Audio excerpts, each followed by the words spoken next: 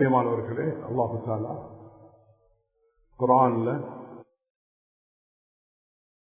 அல்லாஹ்வின் அடையாள சின்னங்களை கண்ணியப்படுத்துகின்றாரோ அப்படிப்பட்டவர்கள் நிச்சயமாக அவர்கள் பயபக்தி உள்ளவர்கள் என்றார். இரண்டாவது அல்லாஹ் தஆலா சொல்லுகிறான், நீங்க அர்ப்பணிக்கக்கூடிய மாமிசங்களோ அவற்றிலிருந்து அந்த இரத்தங்களோ அது அல்லாஹ்விடத்தில் ஒரு போதும் அடைந்து விடுவதில்லை. அல்லாஹ் அவங்கள அந்த பயபக்தியை இஹ்லாஸ்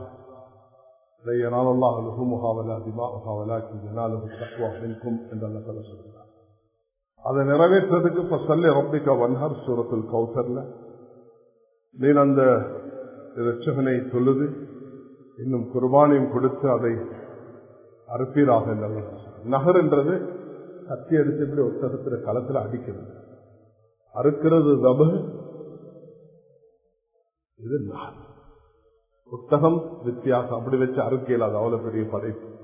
அதுக்கெல்லாம் வித்தியாசமான ஒரு சட்டத்தை வச்சிருக்கிறான். அதனால இவைகளை அல்லாஹ்வுடைய பேர் சொல்லி அறுத்து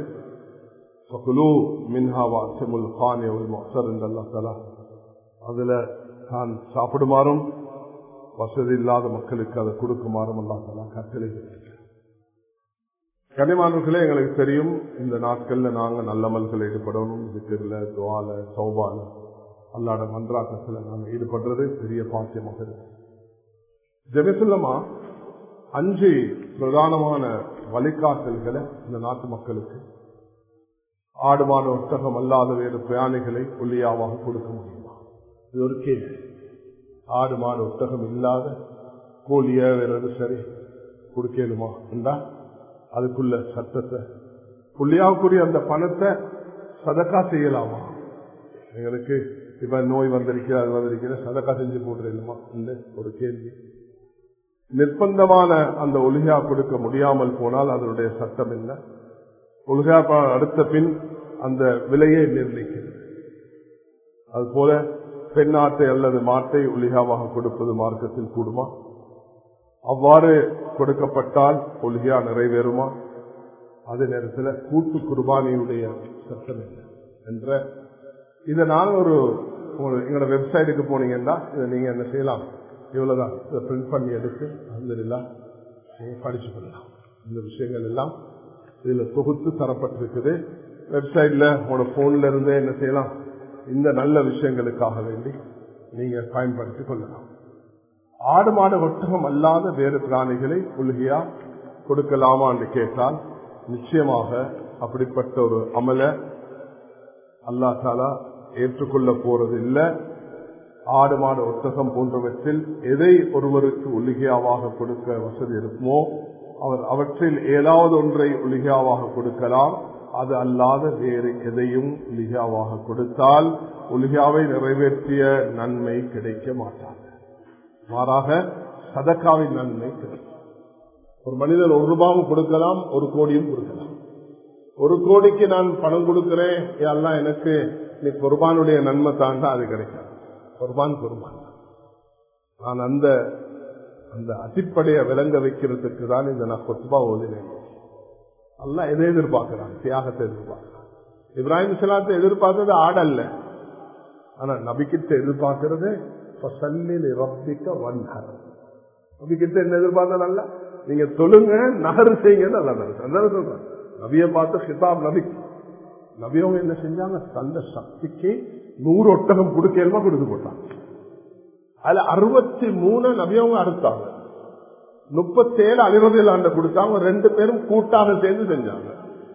அலி மருமகன் தானே, அவர் வெளியிலிருந்து வந்தார், நீங்களும் வெளியோடு சேர்ந்து போங்க, அவருக்கும் ஒரு பங்குண்டு அதில் இருந்தது. நபி ஸல்லல்லாஹு அலைஹி வஸல்லம் தான் 63 அறுத்ததுடைய ஒரு அடையாளமாக இருந்தது. அதுக்கு பிறகு 2 மாசம் தான் நபியவங்க உயிர் வாழ்ந்தாங்க. முஹர்ரம், சஃபர், ரபியுல் 12 நபியவங்க மௌத்தாங்க. அதனால நபியவங்க மௌத்தாகின பிறந்த மாதம் ரபியுல் அவ்வல் மாதம். அதுல எல்லாரும் உறுதி, மாற்று கருத்து இல்லை. 12 மௌத்தாகினது என்பதும் உறுதியானது. அப்ப அதுக்கு பிறகு 2 மாசம் தான் ஹஜ்ஜை முடிச்சுட்டு 14 புறைக்கு போயிட்டு அங்க சேர்ந்தாங்க.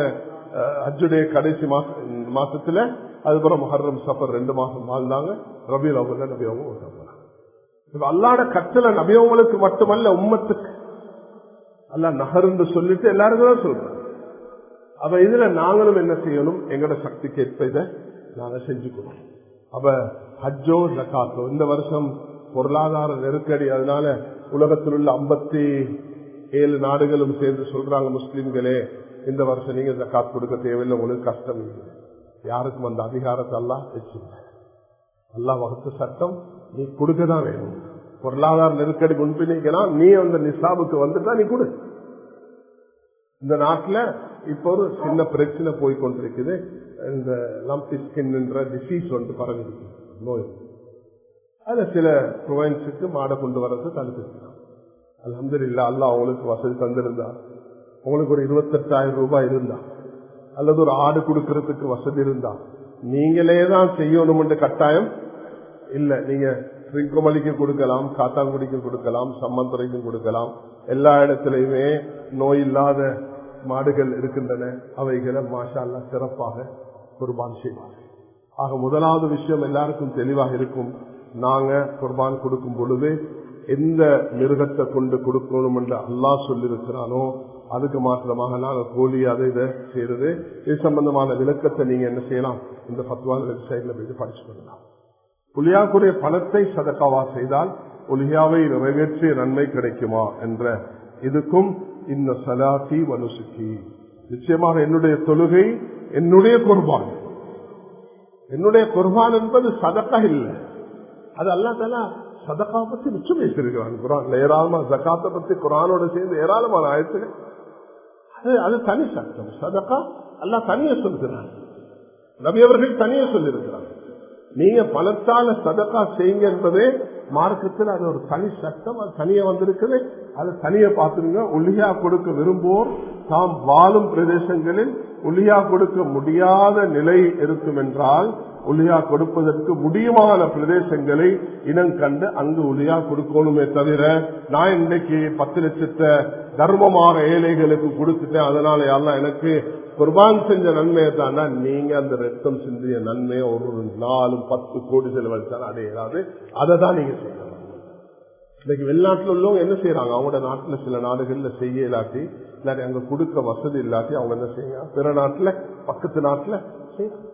சில நாடுகள்ல எடுக்கிறதுக்கு ஆள் இல்லை என்ற கஷ்டம் வந்தா பக்கத்து நாட்டுக்கு போறதுக்கு அனுமதி மார்க்கத்தில் இருக்குது.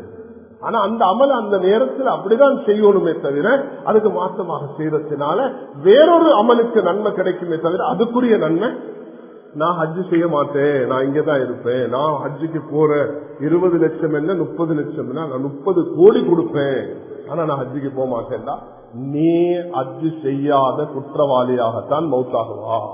நீ பணத்தை கோடி கொடுத்தும் அல்லாஹ் கிட்ட அந்த நன்மையுடைய அந்த கடமை உனக்கு தான் நீக்க மாட்டான். இது சின்ன பிள்ளைக்கு நான் நினைக்கிறேன் இது விளங்குமாக இருக்கும் நான் சொல்லக்கூடிய விஷயம்.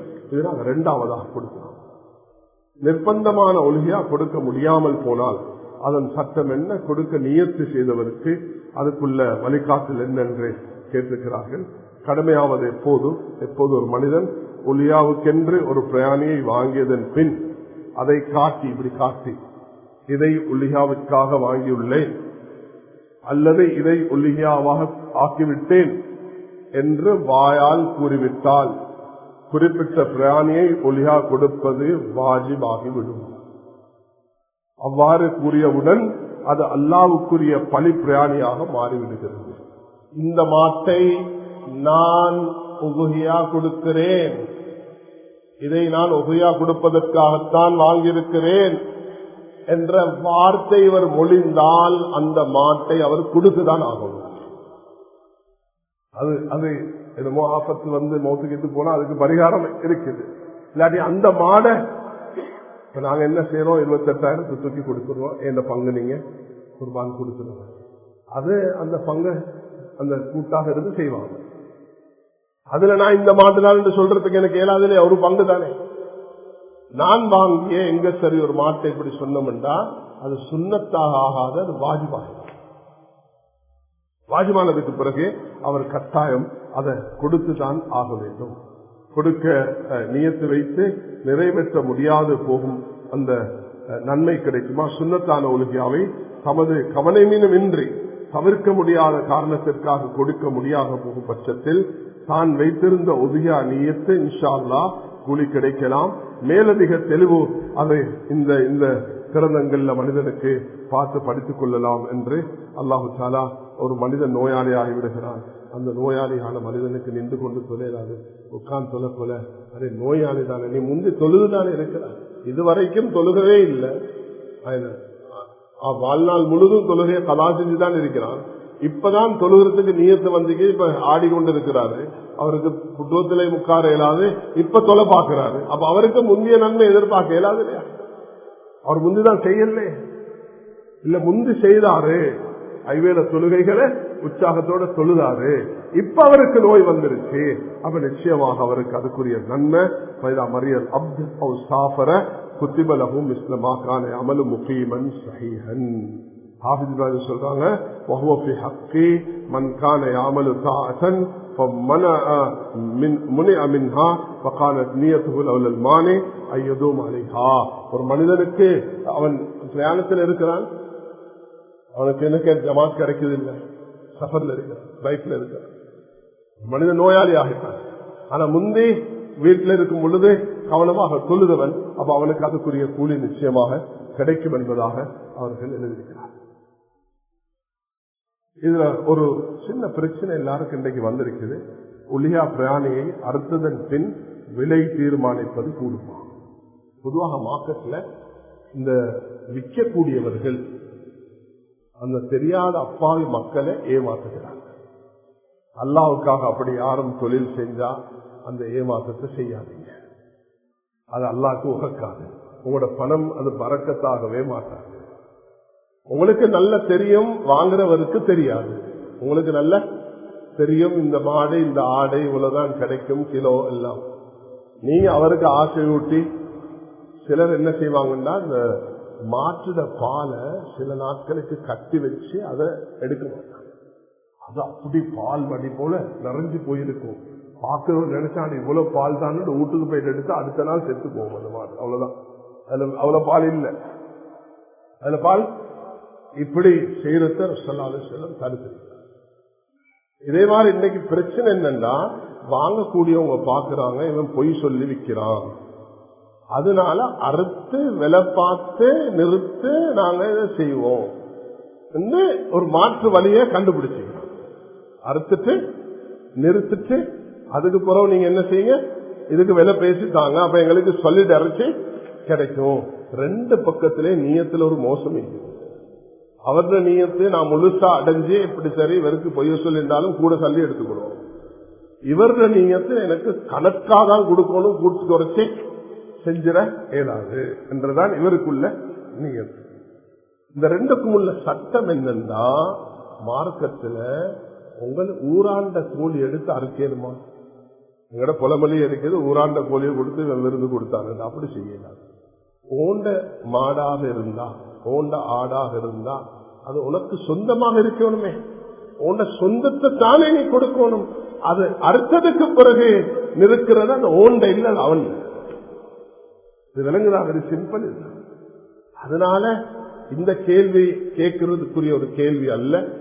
நாங்க அறுத்ததுக்கு பிறகு நிறுத்து அது பிறகு விலை பேசுறது, அதப்பா விலையை கொடுத்து வாங்க, நீ அல்லாஹ்க்கு தானே கொடுக்க போற. கொஞ்சம் முன்பின் 2 கிலோ 4 கிலோ 5 கிலோ முன்பின் இருக்கும். அவனுக்கு எப்படி எடை போட தெரிஞ்சவர்களை அடையாளப்படுத்தி அவர் மூலமாக வாங்கி சரியாக இதை எடுத்துக்கொண்டா நல்லதாக இருக்கும். விற்கிறவருக்கு ஒரு சின்ன சம்பவத்தை நான் சொல்ல விரும்புகிறேன். ஒரு சஹாபி இப்படிதான் வாங்கினார், ஒரு பொருளை வாங்கினார். அது ஞாபகத்துக்கு வரதில்லை என்ன பொருள் என்பது.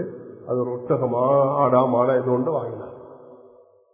இப்ப அவரு பாக்குறாரு இதுக்கு விலை நான் கொடுத்திருக்கிற 100 திரகம், இதுக்கு விலை போதாது, இதுல விலை கூட இருக்கிறேன்.